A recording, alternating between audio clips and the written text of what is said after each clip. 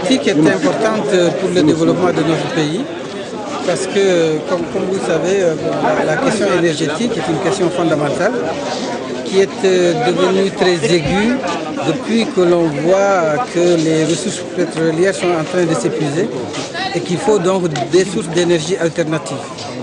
Alors, pour nos pays en développement, notamment un pays comme le Sénégal, l'énergie solaire est importante parce que nous avons beaucoup de soleil et il serait dommage de ne pas utiliser cette ressource inépuisable pour régler nos problèmes d'énergie. Nous avons vu combien nous avons souffert ces dernières années avec les nombreuses coupures d'électricité. Or, une bonne partie de l'énergie aurait pu être obtenue à partir du soleil, du vent et des ressources énergétiques qui sont renouvelables et plus respectueuses de l'environnement.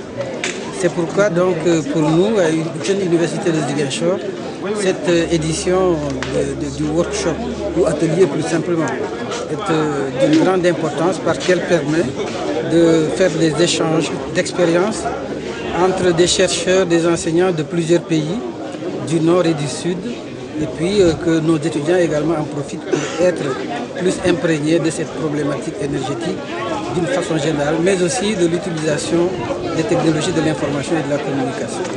Le choix de thématiques extérieures à l'environnement de l'université, est-ce un signe d'ouverture de l'université au monde extérieur? Oui, nous pensons que l'université ne doit pas être en vase clos.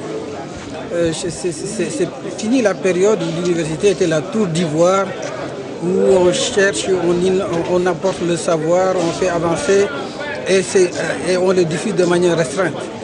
L'université a des missions d'enseignement, de recherche, mais également de service à la société.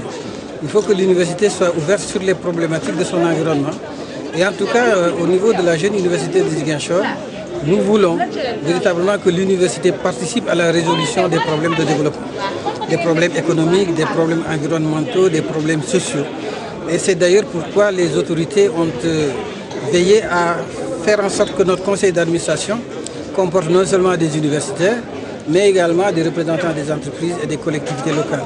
Vous avez le président de la Chambre de commerce, les représentants de la mairie, du conseil régional, les représentants du Conseil national du patronat, de la Confédération nationale des entreprises du Sénégal, etc.